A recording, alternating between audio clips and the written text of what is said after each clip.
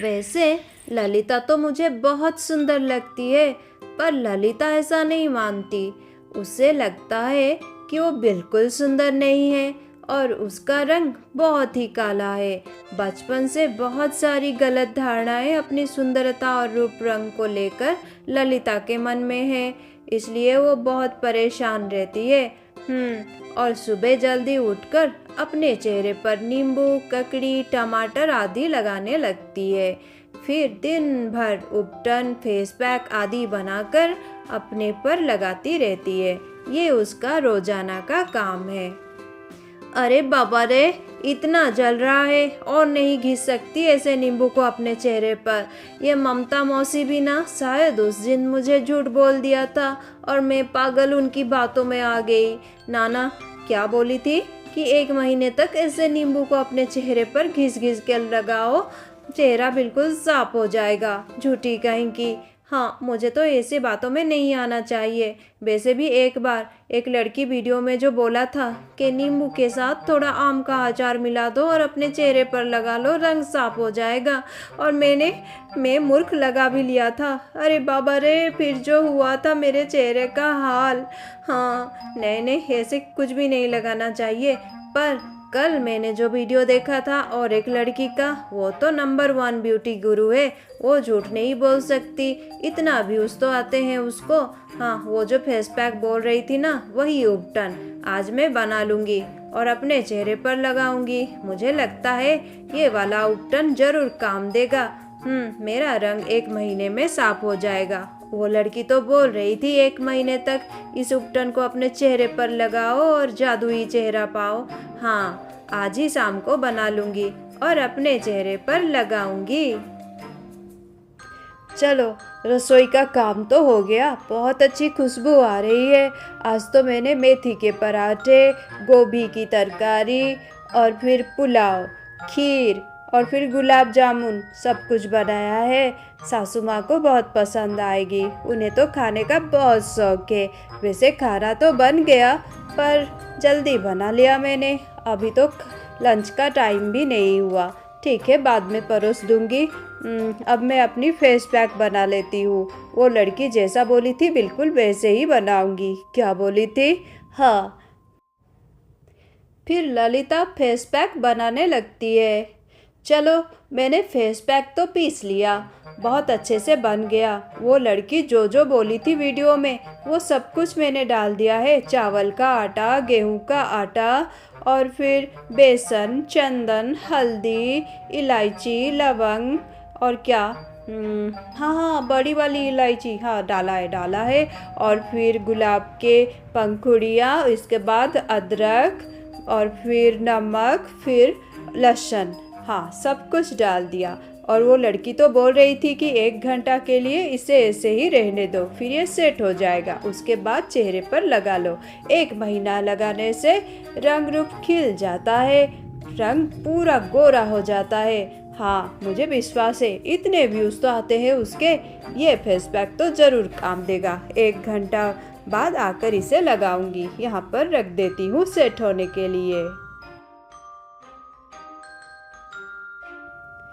कुछ देर बाद ललिता की सासू माँ लीलावती किचन में आती है। अरे, आज तो मुझे बहुत भूख हो रही है। आज तो इतनी जल्दी भूख हो रही है। बहू खाना भी तो बहुत अच्छा बनाती है। क्या करूँ, उंगलियां चाट चाट के खाती हूँ मैं। बहुत अच्छा खाना बनाती है मेरी बहू। सच में नसीबों वालों को ही ऐसी बहू मिलती है। मेरा नसीब कितना अच्छा है। बहुत ही सुशील और गुणी लड़की आई है मेरे घर में। हाँ, चेहरा भी इतना सुंदर, गुण भी इतने सुंदर। साक्षात अन्नपूर्णा है मेरी बहू। बात भी इतनी मधुर वासिनी है, सच में इतने प्यारी बात करती है। चलो, वो तो आराम कर रही है, नहीं तो वो ही परोस देती है हमेशा। नहीं, तकलीफ़ नहीं देना, आज खाना मैं ही अपने लिए निकाल लूँगी। चलो, इतना अच्छा खुशबू आ रहा है। अरे बाप रे, इतने सारे खाने की चीज़ें बनाई है आज बहू ने। अरे, सारा खाना तो मैंने ले लिया, थाली तो एकदम फूल हो गया। फिर ये क्या बनाई है बहू ने? चटनी होगा। अरे बाबा रे, इतना सुंदर लग रहा है, गुलाबी गुलाबी खुशबू भी बहुत अच्छा है। पता नहीं क्या क्या बनाती रहती है, पर बहुत स्वादिष्ट होते हैं। चलो मैं थोड़ा चटनी भी ले लेती हूँ। अरे चटनी तो बहुत ही बढ़िया दिख रहा है, और थोड़ा ले लेती हूँ। फिर कुछ देर बाद ललिता किचन में आती है। चलो मैं अपना फेस पैक लगा लेती हूँ, पर मेरा फेस पैक कहाँ है? हे भगवान, मैंने यहाँ पर ही तो रखा था, कहाँ गया मेरा फेस पैक? फिर ललिता चारों तरफ अपने फेस पैक को ढूंढने लगती है, पर उसे नहीं मिलता। हे भगवान, यहाँ पर ही तो रखा था, कहाँ गया मेरा फेस पैक? माँ जी से पूछ लेती हूँ, शायद उन्होंने कहीं पर रख दिया होगा। ये क्या? माँ जी तो मेरा फेस पैक खा गई। माँ जी, आप ये क्या खा रही हैं? अरे बिटिया, बहुत बढ़िया चटनी बनाया है तुमने, बहुत स्वादिष्ट है बिटिया। नहीं माँ जी, ये चटनी नहीं है, ये तो फेस पैक है, उपटन है माँ जी, आपने उपटन खा लिया। हैं? उपटन? चलो अच्छा है, मैंने इस उपटन में सिर्फ हर्बल चीज़ें ही डाली थी, नहीं तो माँ जी ने तो पूरा उपटन ही खा लिया। वैसे मैं ये उपटन अब कैसे लगाऊं? इसमें तो कुछ भी नहीं है। कोई बात नहीं, जितना है उतना लगा लेती हूँ, कल दोबारा बना लूँगी और 1 महीने तक रोज़ाना लगाऊंगी अच्छे से, ज़रूर रंग साफ होगा। वो लड़की इतना बोल रही थी वीडियो में, ज़रूर साफ होगा, मुझे विश्वास है। फिर क्या था, ललिता 1 महीने तक रोज वो उपटन बनाती और अपने चेहरे पर लगाती है, पर 1 महीना बीत जाने के बाद उसके चेहरे पर कोई फर्क नहीं दिखता है। इससे ललिता बहुत ही निराश हो जाती है और परेशान हो जाती है। छी छी छी, ये लड़की तो घर तोड़ देगी, इतनी घमंडी लड़की है। हाँ, इतना गोरा चिट्टा रंग और इतना सुंदर चेहरा, पर क्या फ़ायदा, गुण तो बिल्कुल अच्छे नहीं है, घर तोड़ देगी ये लड़की। माँ जी, आप किसकी बात कर रही हैं? अरे बिटिया, और किसकी बात करूँ, हमारी पड़ोस में आई है ना वो सुजाता की बहू। हाँ, बहुत ही घमंडी लड़की है, घर तोड़ देगी ये लड़की। अभी तो शादी को हुए 7 दिन भी नहीं हुए हैं और देखो अपना रंग दिखा रही है। बेचारी सुजाता कितना कुछ बोल रही थी, मुझे तो बहुत दुख हुआ। देखना बेटी, बहुत जल्दी उनका घर टूट जाएगा। पर सच में मैं बहुत ही भाग्यशाली हूँ, मेरे घर में तो बिल्कुल लक्ष्मी जैसी बहू आई है, जैसा रूप वैसा गुण। हाँ, बहुत भाग्यवान हूँ मैं। माँ जी ने तो मेरी तारीफ कर दी, और पड़ोस में जो नई बहू आई है स्वीटी, उसकी बुराई पर बुराई तो की, पर बार बार बोली ना कि इतनी सुंदर है, गोरी चिट्टी है, इतनी सुंदर है। बोली ना, जो भी बुराई करे तारीफ तो कर ही दिया उसका कि वो सुंदर है। जब से वो आई है मुझे तो बहुत परेशानी हो रही है, जैसे वो नैने बेली बहू है, मैं भी तो हूँ।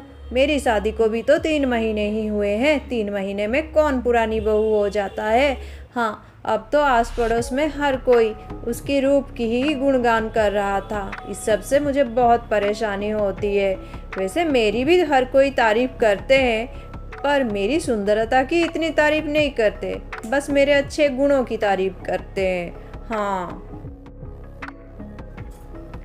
एक तो ललिता अपने रंग रूप से ही इतने परेशान थी, ऊपर से एक नई मुसीबत आ गई, पड़ोस में एक सुंदर बहू आ गई है, ऐसा ललिता का मानना है। इससे वो और ज़्यादा परेशान हो गई है। ओहो, इतना परेशान मैं नहीं रह सकती, इतना परेशान होना बिल्कुल ठीक बात नहीं है। मैं एक काम करती हूँ, आज मैं स्टोर रूम की सफाई करूँगी, इससे मेरा मन भी कुछ देर के लिए ये सब बातों से हट जाएगा और मुझे अच्छा लगेगा। मुझे इतना परेशान नहीं होना चाहिए। ललिता स्टोर रूम की सफाई करने लगती है, तब अचानक से उसके ऊपर कुछ गिर जाता है। अरे ये क्या? ये तो एक ज्वेलरी बॉक्स जैसा है, बहुत ही पुराना है। ये तो सुंदर सा एंटीक ज्वेलरी बॉक्स है।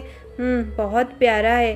वैसे तो ये घर तो बहुत ही पुश्तैना घर है। सासू माँ बोल रही थी ये घर को तो बने हुए कुछ 200 साल हो गए होंगे या उससे भी ज़्यादा, पता नहीं। बहुत कितना सुंदर लग रहा है ये ज्वेलरी बॉक्स में से खोल कर देखती हूँ। जब ललिता उस ज्वेलरी बॉक्स को खोलती है तो अचानक से कुछ अजीब सा होने लगता है। ये देखकर ललिता चौंक जाती है।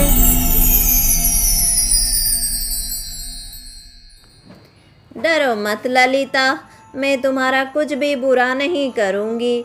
हाँ, मैं तो कल्याण करूँगी ताकि मुझे कुछ पुण्य मिले और जल्दी मुक्ति हो जाए।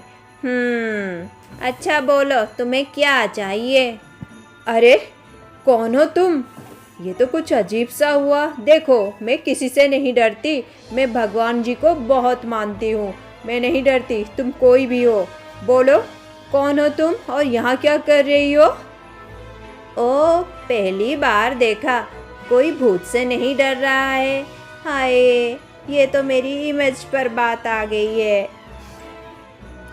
देखो ललिता, मैं एक प्रेतात्मा हूँ, भूतनी हूँ, जो 200 साल से यहीं पर रह रही हूँ। आत्मा भटक रही है, मुक्ति नहीं मिल रही है। पर अब नहीं, अब तो मैं कुछ अच्छा काम करूँगी, लोगों का कल्याण करूँगी, जिससे बहुत जल्दी मेरी आत्मा को मुक्ति मिल जाएगी। हाँ, तो तुमसे ही शुरुआत कर लेती हूँ, तुम्हारा ही कल्याण कर लेती हूँ बिटिया। ना ना, मुझे किसी भूतनी प्रेतनी से कोई मदद नहीं चाहिए। मुझे मेरी माँ ने बोला है, कभी भी भूतनी प्रेतनी पिचासिनी से कोई मदद नहीं लेना चाहिए, दूर रहना चाहिए। छी छी, ये सब शैतानी चीज़ें हैं। अरे बिटिया, मैंने बोला ना, मैं अगर तुम्हारा कल्याण करूँगी तो मुझे ही लाभ होगा। और मैं इतनी बुरी नहीं हूँ बिटिया, मैं तो एक अच्छी प्रेतात्मा हूँ। क्यों नहीं समझती हो? वैसे मुझे अच्छे से पता है तुम क्या चाहती हो। मैं तुम्हारा हर सपना पूरा कर सकती हूँ बिटिया, सोच लो। मैंने बोला ना, तुम जाओ यहाँ से, मैं नहीं डरती तुमसे। तुम सीधी तरह जाओगी या? अरे अरे अरे बिटिया, तुम्हें तो डेमो दिखाना ही पड़ेगा, समझती नहीं है बिल्कुल भी। अच्छा बिटिया देख, मैं तुझे एक छोटा सा डेमो दिखाती हूँ।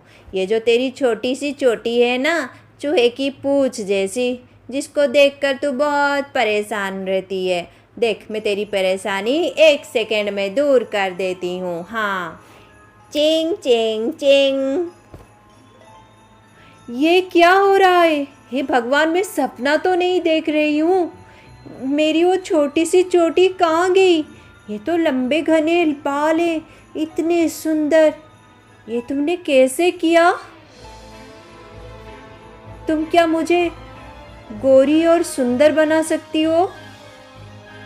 हाँ हाँ बिटिया, तुम्हारा सपना मैं ज़रूर पूरा कर दूंगी। तुम्हें जादुई चेहरा चाहिए ना, मैं दे दूंगी, पर इसके लिए तुम्हें मेरी मदद करनी पड़ेगी। मेरी आत्मा इतने दिनों से अपमान में झुलस रही है, मुक्ति नहीं मिल रही है। अगर तुम मेरी थोड़ी सी मदद कर दो तो मेरी आत्मा को मुक्ति मिल जाएगी बिटिया, और मैं तुम्हें तुम्हारा सपना पूरा करने में पूरा मदद करूँगी। जादुई चेहरा दे दूँगी तुमको। मदद? क्या मदद करनी होगी मुझे? ललिता बिटिया, ये बात तो 200 साल पुरानी है, पर आज भी वो अपमान में नहीं भूल पाई हूँ। हाँ, तुम्हारा तो जमींदार खानदान में शादी हुआ है। तुम्हारे ससुर जी के पिताजी, उनके पिताजी के पिताजी, हाँ उनके वहाँ तो आई थी मैं, नौकरानी बनकर। गरीब घर से थी, बहुत ही सुंदर थी, सुशील थी, पर एक गलती हो गई थी मुझसे। हाँ, मैंने उनके बेटे से सच्चा प्रेम कर लिया था बिटिया। शादी करके इस खानदान की बहू बनना चाहती थी। क्या गलत सोचा था मैंने।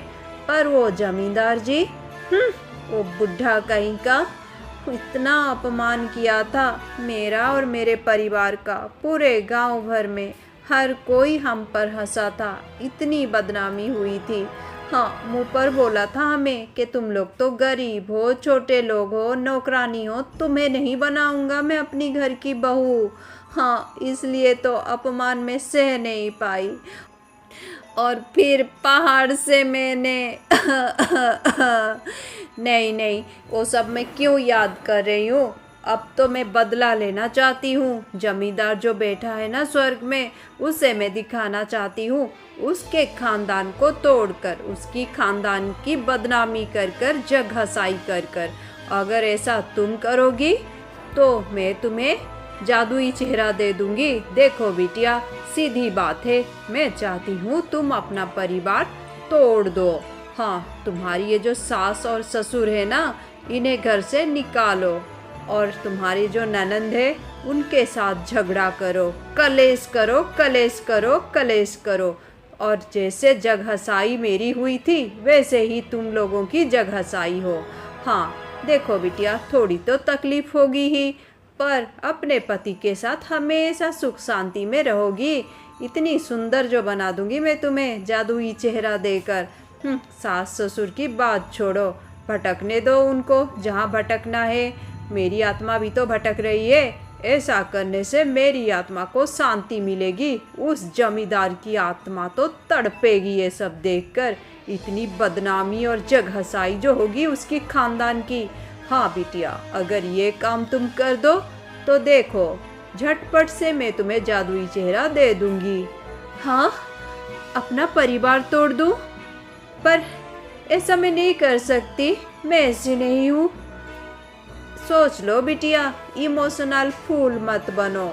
देखो बिटिया, आजकल के ज़माने में कौन से सास ससुर, कौन से ननंद अपने भाभी को, अपनी बहू को बिटिया और बहन समझते हैं?